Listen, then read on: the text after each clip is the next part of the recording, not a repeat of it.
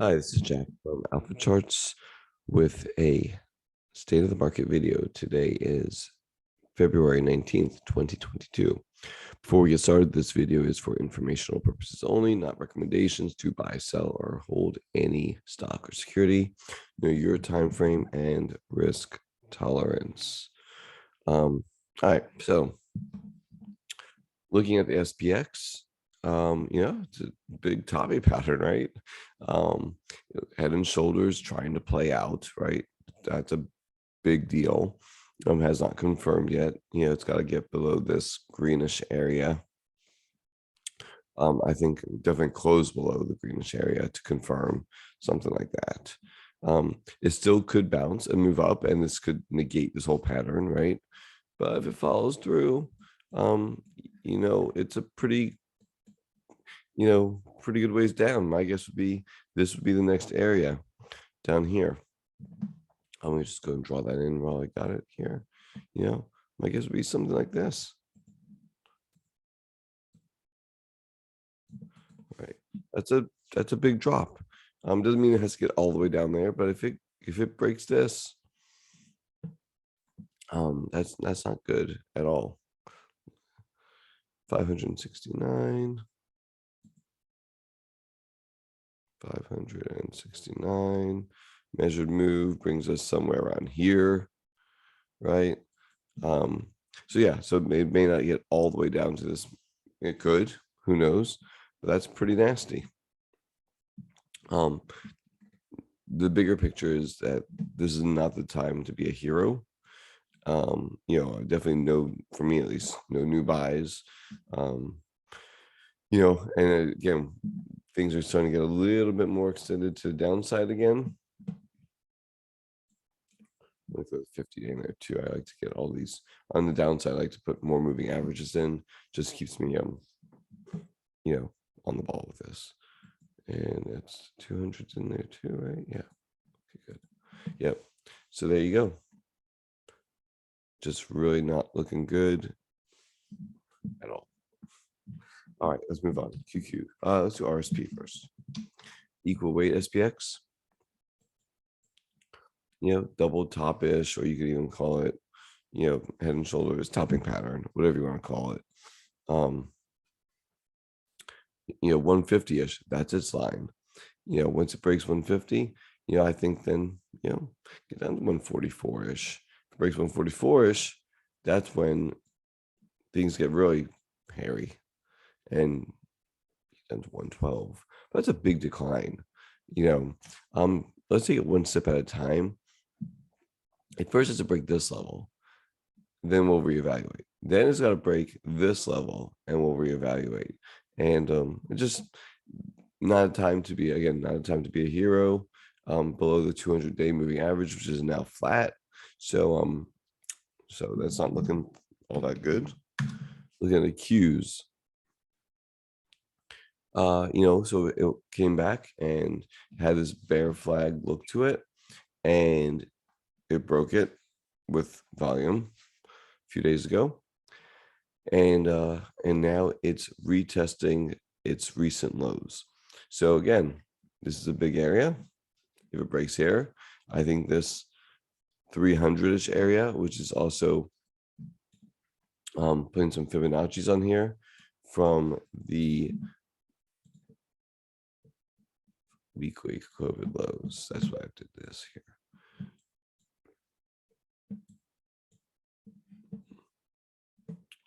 Monthly. I don't remember how I did that. Why I put the Fibonacci there, but probably put it right here instead. Again, I'm eyeballing these fibs. I'm not doing it to the exact, but that's pretty darn close. All right. I will probably fix them later, make them exact.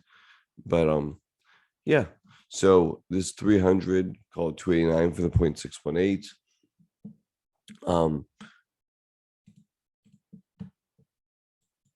Those are, possible targets if it breaks.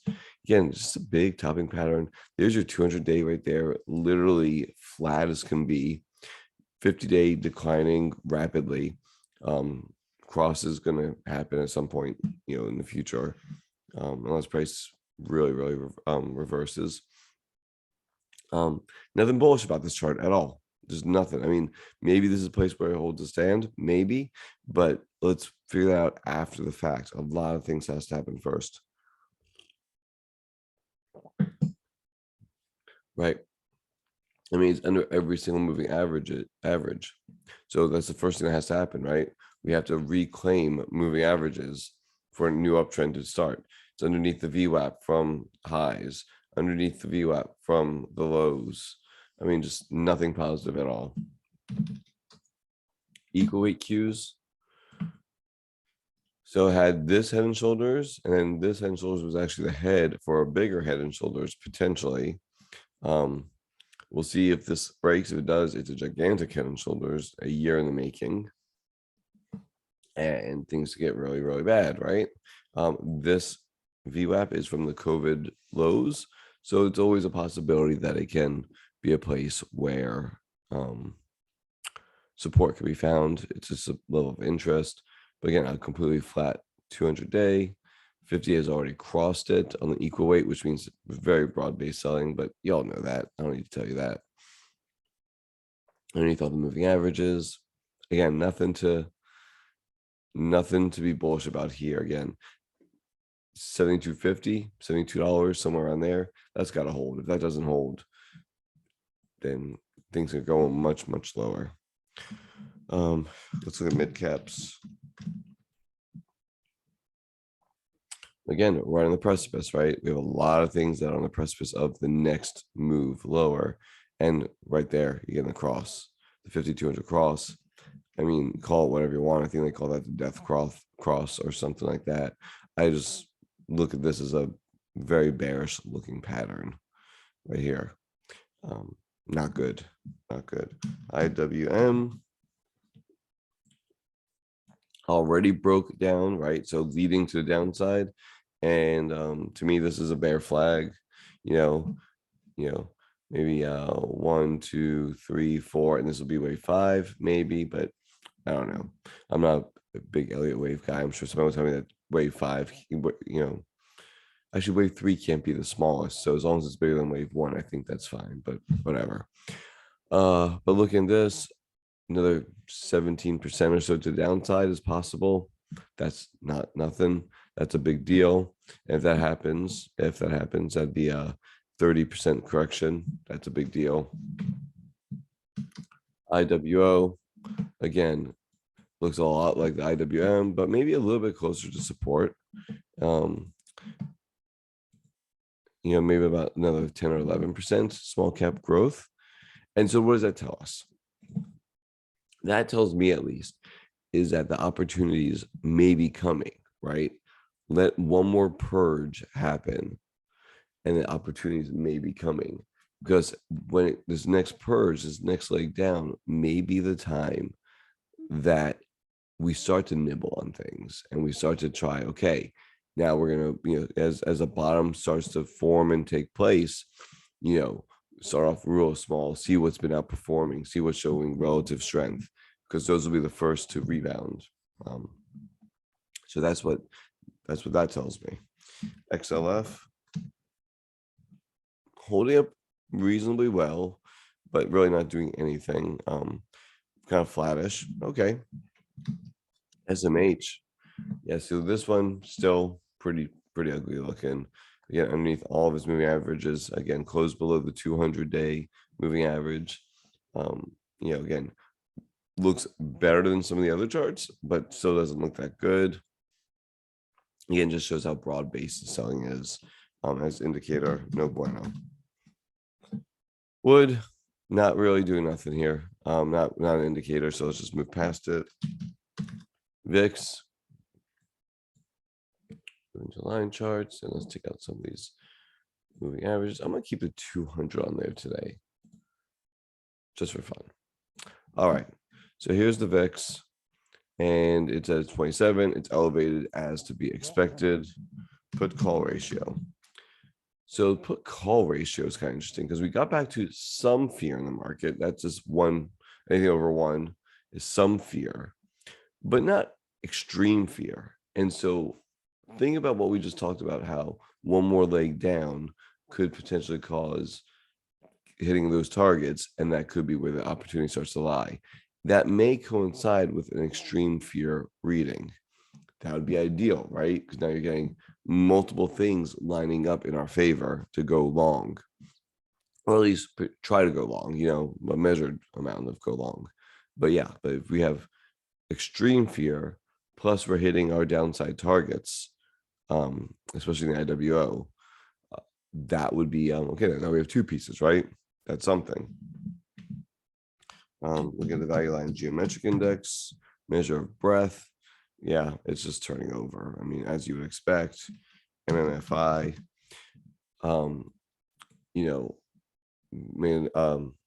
went down, obviously. But here's the thing. Looking at extremes, if we get a washout into this under 10% or so, I think 10% is an arbitrary number I used. But if it gets into this green zone at the same time that we're getting extreme readings in sentiment, at the same time we're hitting potential support. Again, there's now 1, 2, 3 pieces we have in place for either a counter trend rally that we can make some money off of, or maybe the start of a bottom. All right, so again, so now we have 3 potential things to take a look at and remember. We have bond ratios. They're starting to get a little frisky, but still under the 1.52. Again, the 200-day right here. Now, it has not been above the 200-day really. Well, it was this day right here, and it backed off, and now we're back above it. So, since September of 2020, has not been above it. And the last time, kind of chopped around in here, and that was a big move above it. So it's been declining since, and it's the first time it's back above it. So I think that's a big deal. We don't need volume on here. I'm not sure why that left that on there. I think that's a big deal, but again, it's got to get above 1.52 for me to get really worried about the bond market. Again, it's starting to. I think that rate hikes and all that kind of stuff is being priced in, and it's not too concerning. Even war with Ukraine. I mean, it's been so telegraphed. If Russia invades Ukraine, that it's all being priced in the market, right? But that's actually another piece too. In a month, we probably or the Fed is telegraphing a increase in rates. Well, that's all being priced into the market. It's being well telegraphed. And if you notice, we hit that 2%. Rates have backed off. I don't know if they stay in this range or not. They could go. Listen, over the next month, the scenario of rates going up to this 3% level is a possibility as that rate hike gets closer. Bond market pricing that in. Right now, we're not seeing it. They hit the 2%, which we expected. It may hit 3%. That may be expected, right? With that being said, you get a sharp increase in rates. You get the sentiment issue. You get the washout in breadth, the final washout in breadth. You hit downside targets. Again, now we're starting to see multiple things. Then when the rate hike actually comes, maybe that's where the relief comes in. Maybe this is a sell the rumor, buy the news type of event, right? So just, it doesn't mean that we're going to sell the rumor, the news hits, and it's going to continue to go down. There's a chance that that's going to be the time to potentially go long and things could recover. And that's about a month from now. So there's a lot that could happen between now and then, and who knows? But again, just seeing the way things are lining up, that may be part of what is going on, and that may be the time to, maybe put some longs on. We'll see. That's TNX. So let's look at gold. I always like to look at gold on the weekly because it's such a big pattern. There's your weekly. There's your breakout. Now it's going to hit some overhead supply, but again, it's making the right side of this space. That's definitely something to watch. People are getting defensive. We'll see if gold continues or not. But yeah, this is not, this is obviously a gigantic pattern, and talking about over 10 years. So it'd be a big move in gold if that happens, and maybe not so good for the economy, but we'll see. And of course, we got to look at Bitcoin, BTC, USD. And I like this one better because I have all my stuff on it. All right, so Bitcoin, being the riskiest of risk assets, it's not looking so good. Yeah, I think 30,000 is going to get hit personally in Bitcoin. It's lost a lot of, there's no momentum in it to the upside anymore at all. It's literally flat. It's hitting the VWAP from this low right here. I think it takes out this 30,000. I think at least it's 30,000, right? There is a chance it can get down to 20,000, I think.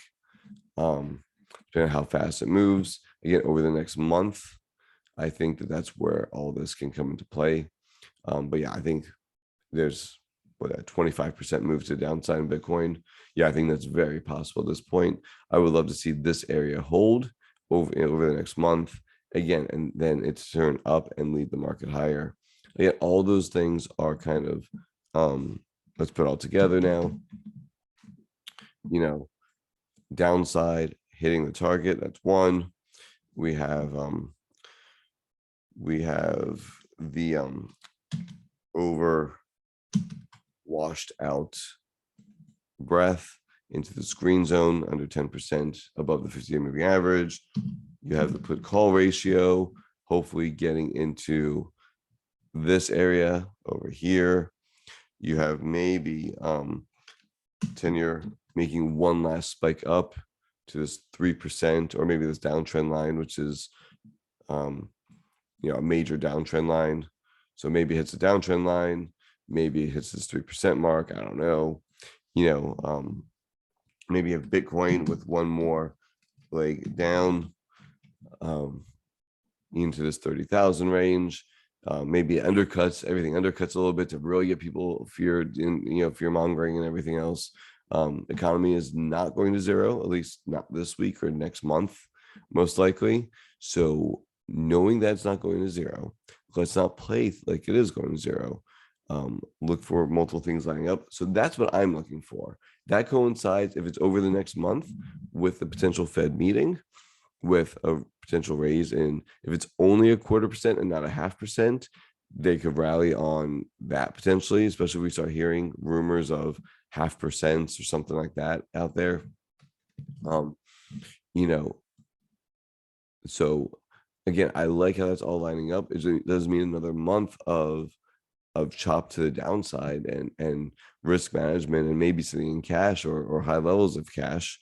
That would it's not fun. If you want to try to play to the downside, I could make the 10-15% in most of the averages to the downside. That's a decent amount. So that's what I got for you. So we'll keep watching these. We'll keep looking at them. Keep watching as these patterns, develop. This kind of bear flagish, A, B, and C to the downside. That's most likely what's going to happen. And then we'll see from there. Okay. Stay safe out there. Hope this video helped. Find me on Twitter at AlphaCharge365. And I hope you all have a great week out there. Take care.